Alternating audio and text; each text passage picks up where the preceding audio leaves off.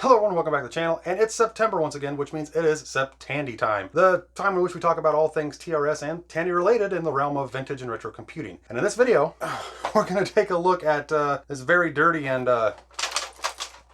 possibly broken and non-working TRS-80 here. Yeah, this thing's very dirty and disgusting, and given its history that I know about it, of this particular one anyway, it's probably not even going to work. So we're going to take a look at this thing, including the monitor that I have here, open it up, see what's all wrong with it, and then get a game plan going for the restoration in the future. Because yeah, I'm not going to restore it in this video. We're just going to get a game plan going because, well, it's Septandy, and honestly, I've been kind of itching to get going on this thing because it is such an iconic computer. So let's get a good look at everything, and then we'll begin the teardown.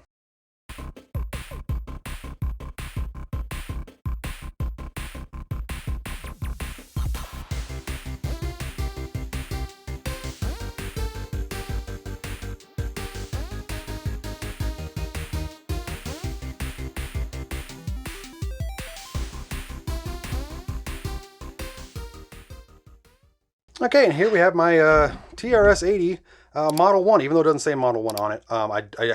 It is a Model 1. In fact, I kind of believe this is an early model of the Model 1 because it doesn't have the numpad here like some of the later Model 1s had. But this is a Model 1. And I'll talk about where I got this thing here in a second because it's kind of a very interesting story. And also, it's the story as to why I don't believe any of this actually works. But we'll have to see when I tear this thing apart because it might be really interesting in here. But we have the spiral-bound basic computer language book. It's easier than you think. Because yeah, in the late 70s, you know, not many people would have been using BASIC. Not realistically, because again, computers were this newfangled, home computers were this newfangled thing, you know. Spiral bound, really nice. We have example programs. We have some, I think these are example games.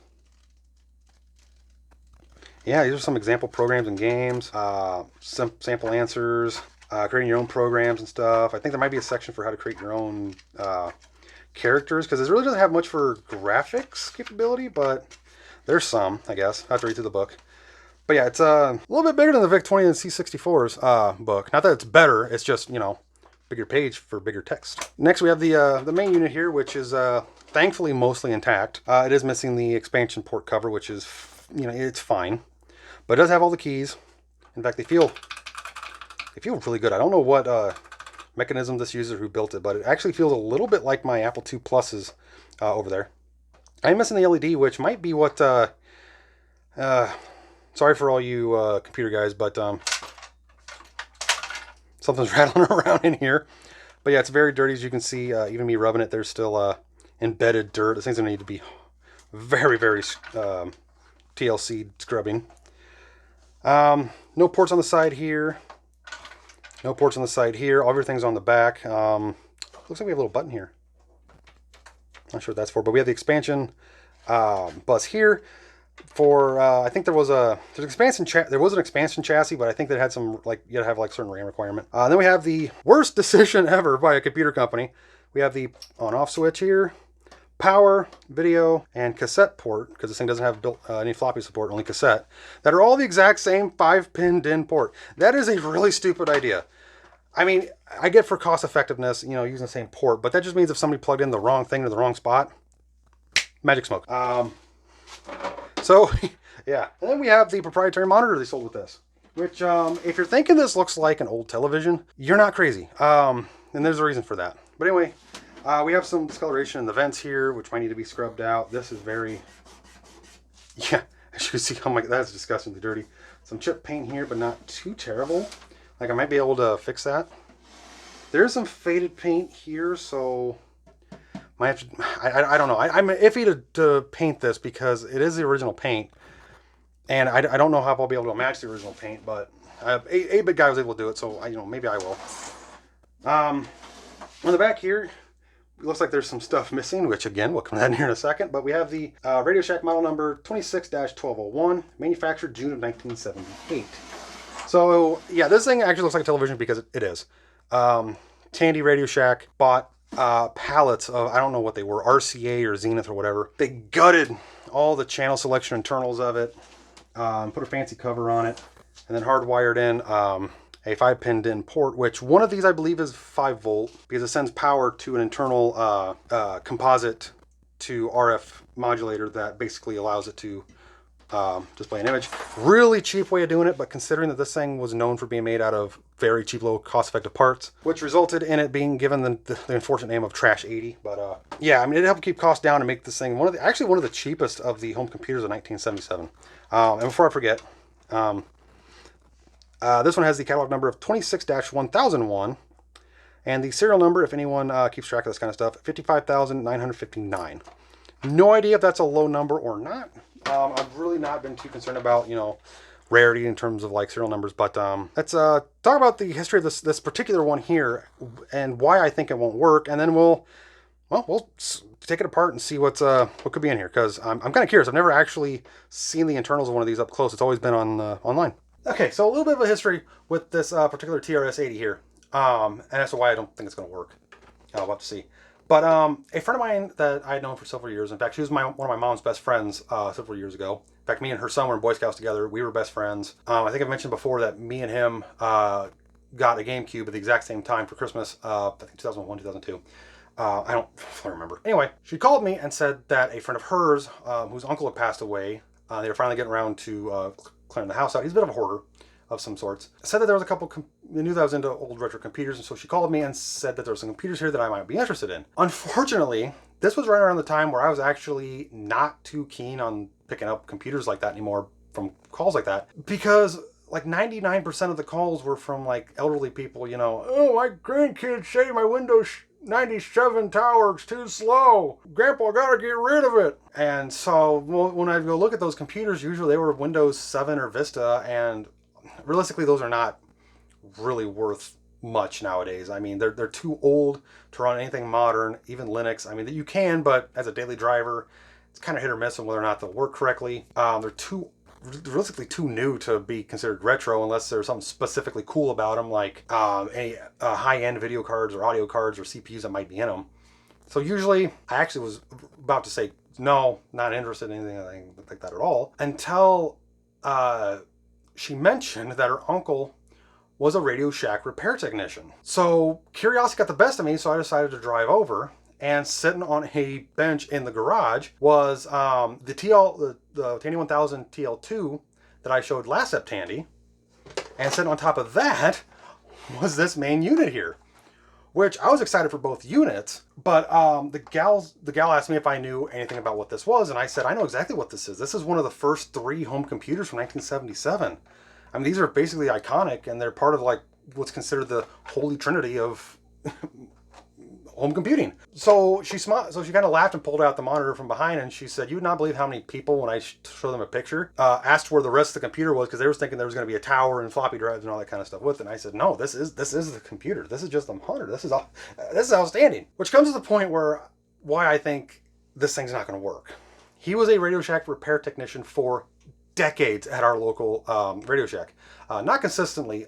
He did quit a few times sporadically, off and on. He'd go back, work there for a few years, and go off to do something else. But basically, I think he was there for a total of like almost 30 years at our local Radio Shack before it shut down. And as a result, there's a good chance this one might not work, because this might be something that he brought home that a customer said, hey, it didn't work, or maybe he, was going to take it home and try to repair it, see what's wrong with it, or who knows? I have no idea. We're gonna crack this thing open, see what's all wrong with it, and then get a game plan going for restoration. So let's get it opened up.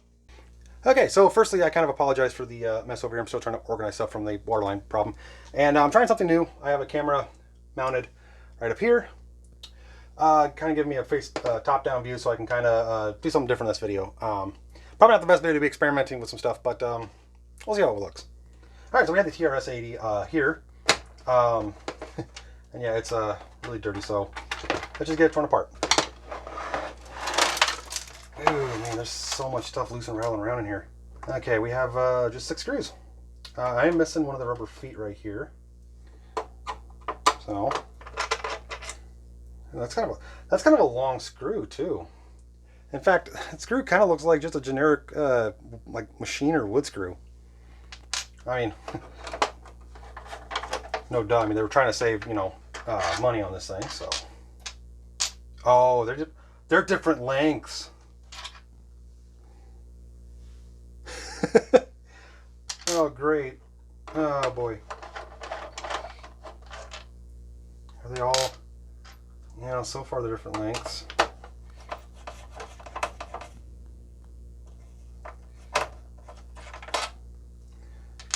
Yeah, because those are even shorter. Okay, so I need to remember that the shortest ones go right here. The thing just fell. And I have a screw to go. That's not good. Oof. Oh. One of the standoffs is broken. So I'll have to fix that. And yeah, it looks like they're all kind of breaking a little bit. This thing's extremely brittle. I have to see if I can do some repair to it. All right. So let's get this last one out. Because I'm not going to reassemble this thing until I get the restoration going. So make sure I put all the plastic pieces kind of together. Put all the screws kind of together. All the plastic pieces that come out of this thing.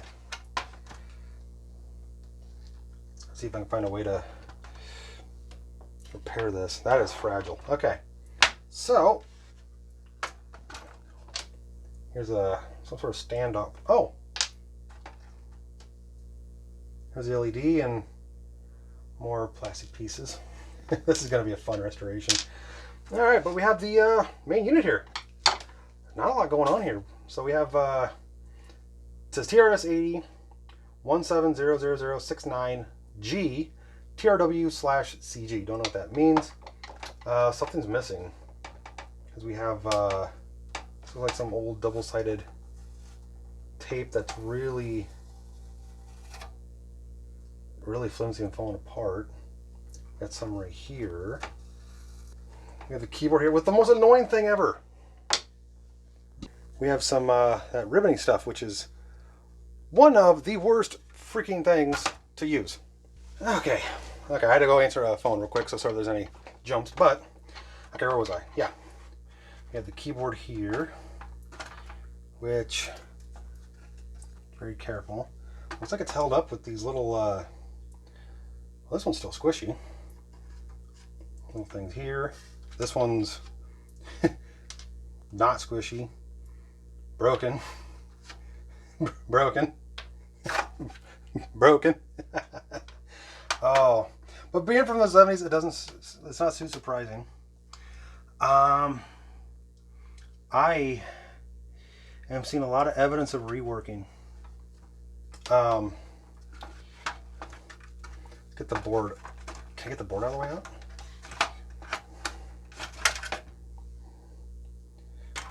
Oh, hey! There's a piece of plastic in here. What's that? Oh. Oh! It goes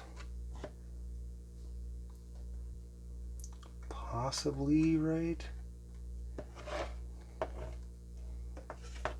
Possibly right here? It looks like it'd go right here, but it's not really. Okay. Alright, so here's what I mean by rework. You can see a lot of stuff right here. There's a patch wire right there. A lot of soldering marks. Looks like a jumper right here. Yeah, like I said, I'm not too sure if this thing's going to work ever again. Oh wow. That is a very I mean, it's populated, but it's also kind of like not very consolidated, I guess is what I was trying to say. We have it's like a jumper block here. We have a Motorola chip, a really pretty. I love these chips, the ceramic and gold. It just says Motorola Basic 1. We have a socketed chip here. Yeah, there's some more patch wires here between these chips and ICs and stuff. I don't see anything else that looks like it's been messed with. We have some RAM chips in their sockets right here, which are MCM 6604AC, 78 of 47. So yeah, these are original RAM chips from like 78. Okay, so could this be a 4K RAM system? Okay, I'll explain that, my thought process there in a second. I did do a little bit of looking into the TRS-80 here before I started taking this thing apart, but wow, I just realized that's a beefy boy capacitor. Oh my gosh, 10,000 microfarad at 16 volt. Jeez, can you even get those anymore? We have a voltage regulation of some kind, another voltage regulation. CPU is a Z80, and it's actually branded Z80. Wow. That's actually really cool. It's I mean, I'm going to be cleaning and restoring this thing at some point, ideally. So, get you put back in here.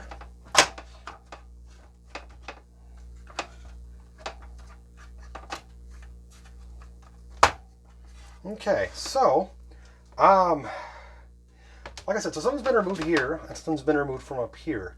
I'm not sure what they are. I have seen pictures of the level 2 basic upgrade here, which is basically a small daughter board with a bunch of ROM chips, which has a ribbon cable which routes out to the back and hooks up to the ROM chip. But I'm not sure what was here. So I'll have to do some more digging when I do the restoration. So,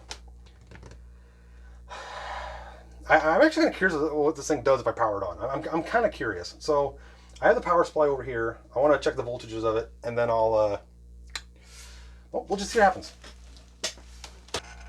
That's concerning.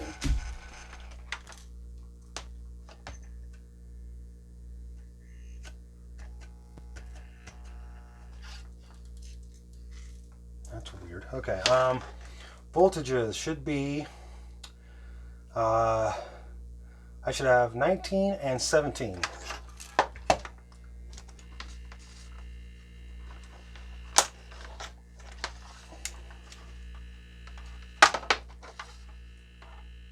So I don't know if I captured the voltages correctly because I had to answer a phone call, so I had to stop recording again. So I think I got it. So let's just plug it in and see what happens. Into power, right? I think the power's on. So I'm going to plug in the monitor here and see what happens. All right, so we have the monitor here. Plug that in to video. And then I'm going to plug the power cord into power.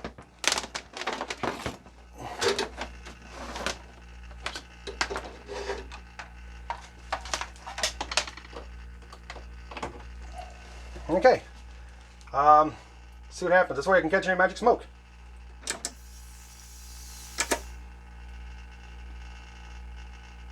That's a really bad sound. Okay, I'm going to put the microphone closer to that. I'm going to turn it on for like a second, and then I'm going to loop the audio over and over again so you can kind of hear what it's doing.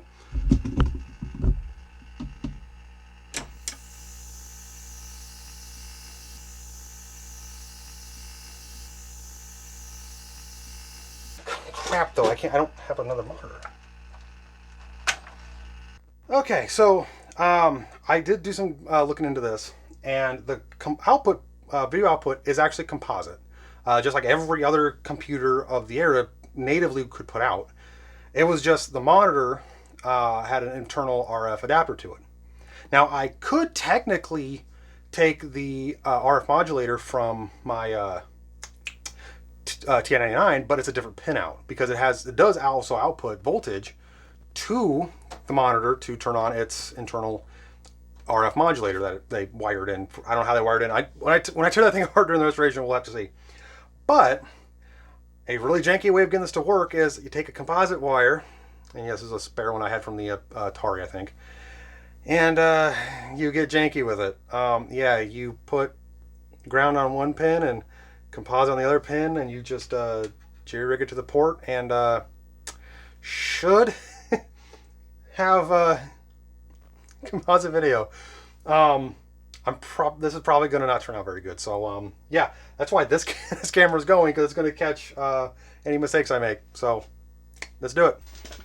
Okay, so if I have that wired up right, I should get an image when I turn this on. I have no idea if it's actually going to do an image, so let's just see. It's got an image. Oh my god.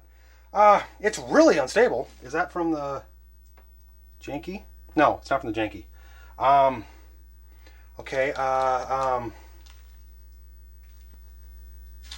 crap. Okay, so according to Google, there's 2 adjustment pots that might fix this. I need a really small flat. Okay, let's see if I can get this to be stable. And it's one of these 2.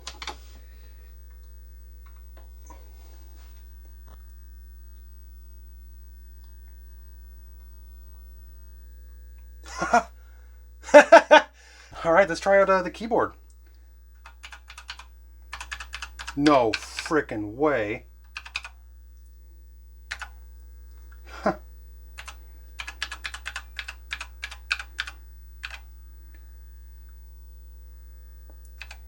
It even has a backspace function?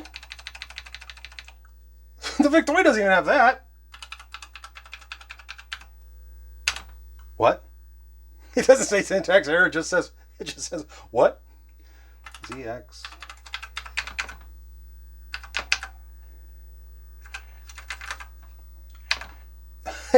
This keyboard's working just fine. Print. Casual.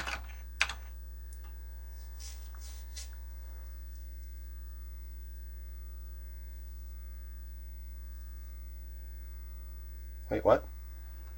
Why didn't that work?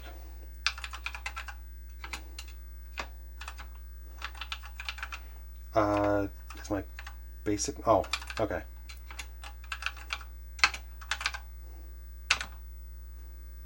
Run. This is incredible. Oh, okay. Break it. Okay, clear. Enter. Okay, according to Google, to check memory size, should be. No, it should be print mem. 3555. This is a 4. Wait a minute. This is a. Okay. Well. Okay. I need to. I need to take a step back here real quick. This is. I need to gather some. Okay. That's Okay. So I had to take a step back, gather my thoughts, and do a little bit of Google foo on this thing to get some more information on it. And I found something that's actually quite surprising about it. First off, it's just freaking working. I mean, yeah, it was unstable at the beginning, and it's a little hard to read on this monitor. Maybe the Apple II monitor might have worked a little better, but I had it work on this one, so I'm not going to screw with it. But it was just working. Like, I had to make an adjustment to one of the pots, and it just started working. Plus, all the keys were working on the keyboard. This thing was not supposed to work. Given its history and what I knew about this specific one, it wasn't supposed to work. Especially considering that the power supply here does have a rattle to it. And it makes some weird noises, which I'm kind of thinking might be the epoxy hard pack. Might have cracked and dried out, and maybe there's a piece rattling in there that's causing that noise. Because as soon as you move it, it quits making that noise, so it's almost like there's something loose that is vibrating from the transformer in there, which that's the thing I need to do in the future to get a new power supply for it. But yeah, it's just working. And it displayed the RAM amount like it was supposed to. The syntax for what was kind of a weird thing, but it was a clue to the exact thing for this machine. And yeah, the monitor's not working. It makes that really weird high-pitched noise, which I have no idea what that is. If anyone out there kind of knows what that is, I'm kind of leaning towards that. Almost sounds like either, I hope it's not a flyback transformer, because that's going to be impossible to find. But it's either that, or there's multiple capacitors that are bulging to the point of possible failure, like exploding, but there's still just enough life left in them to kind of transfer energy to allow it to have worked, or to at least power on, which I don't know, it might have displayed an image. I don't know. I am not going to tempt fate and plug that thing in again until I service it. which is going to be in the future when I get to the restoration of this thing. But I want to talk about this thing real quick because I decided to do some Googling and try and figure out, well, what does this mean for what this thing actually is? With the lack of the numpad, this makes it one of the earlier Model 1s, because the later Model 1s had the Model 1 moniker and they also had the numpad. And the later ones actually were bumped up to, I believe, 16K of RAM. This one has 4K of RAM, which means this is actually one of the earlier models. In fact, with the basic it has, I did some research on that. This is a level 1 basic machine, meaning this is one of the earliest versions of the TRS-80 Model 1. This is actually in the same configuration it would have been sold in 1977 alongside the Commodore PET and the original Apple II. Meaning this thing's actually pretty historic from a hardware standpoint. And what's also kind of weird is that it has had stuff removed from it. I believe the two things that were removed from here was the level 2 upgrade. And there was also another upgrade which, when you did the level 2 upgrade, it kind of broke compatibility with some cassette software. So it had a little daughter board that you soldered in to kind of fix it with some timing things. So that stuff was removed. And the RAM chips were socketed and put back to 4K. So this thing could have easily been a level 1, upgraded to level 2, and then degraded back down.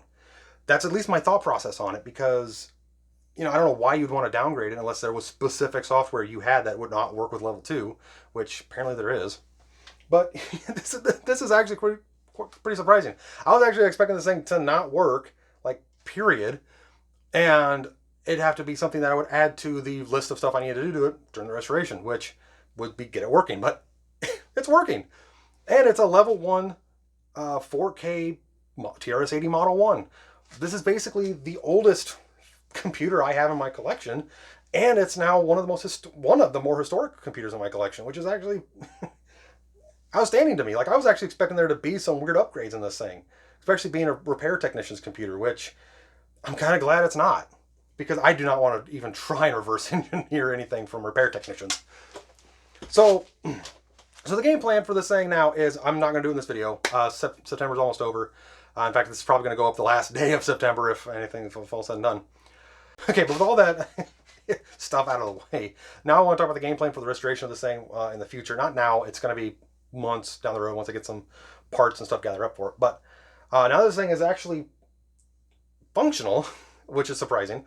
That's one less thing I got to do for the restoration. But the main thing is the cosmetic restoration, which is going to be scrubbing the crap out of the case very carefully, fixing as many of the broken plastics as I can. I'm not too concerned about that little broken sliver on the back where the expansion slot is. That just seems like a really thin piece anyway. It might break off again in the future, so I'm just going to not worry about that too much.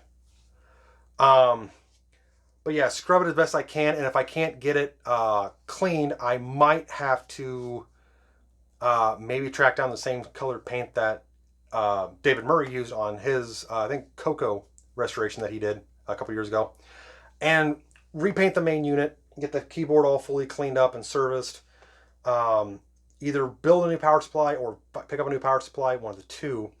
And then I'm going to be building, I'm not going to be using this janky solution for the composite cable, a composite cable to use with some sort of monitor, whether it's the TV here or the monitor here or even my Apple II monitor, so that I can at least use it. There's not much software, and then also I want to on top of the software thing that I'm rambling with, I want to find a cassette TRS-80 cassette drive for this and the cable, so that I can get some software on cassette. I'm going to buy some cassettes, and I'm going to actually record software to cassettes and use this thing as it was intended in 1978, because it's just super freaking neat. The monitor, though, is going to be a little bit tricky. That's all analog high voltage circuitry, and I am not comfortable working around those things. I was, nerve-wracked enough working on the Compact Max, but I definitely am going to tear it apart and see what the main problem is. I might see if I can find somebody around me that knows how to repair high voltage electronics like that, and see how much it would cost me to get it fixed, or at least if he knows what they could be to get it fixed. So yeah, that might also, the outer casing on that might also get repainted to match the main unit. I don't know. I'm still iffy on the whole painting of this thing because of what it is. It's one of the first micro home computers, and it's in its original configuration. So there's a part of me that wants to leave it the way it is for the character of it, but there's also the thing is I want to get it cosmetically restored and make it look as good as I possibly can. So anyway, that's all, and that's all way future stuff with this thing. But yeah, I'm going to get all this stuff gathered up and put it into a box, Ziploc baggie, all the little tiny parts and broken plastics. And it's going to be put back into storage out of the way of things. That way it doesn't fall off, get broken more, and that kind of stuff. And then when I get to the restoration, get it restored. Because I want to get this thing restored now. Now that I know that it's what it is, I want to get it working and displayed. So, yeah.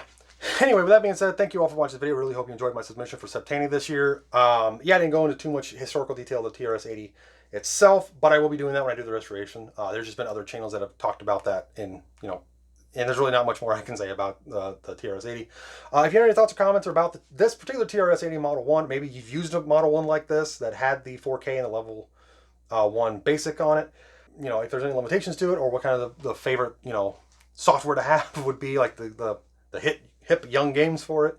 Or maybe, you know, it might be worth upgrading to level 2 and the 16K, you know. Who knows?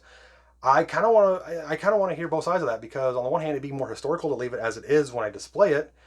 But on the other hand, there's more software available for the level 2 and higher RAM upgrade. Obviously, this thing can't use the expansion chassis, because without the RAM and level 2 upgrade, it won't utilize it. So it's kind of a waste for me to try and track one down. It'd be neat to try to track down a second later Model 1, but it was hard enough for me trying to find one of these. So, in fact, I wasn't even looking for it. That's how long it took me, because I never thought I'd find one. But again, that being said, thank you all for watching this video. Really hope you enjoyed it, and I'll see you on the next one.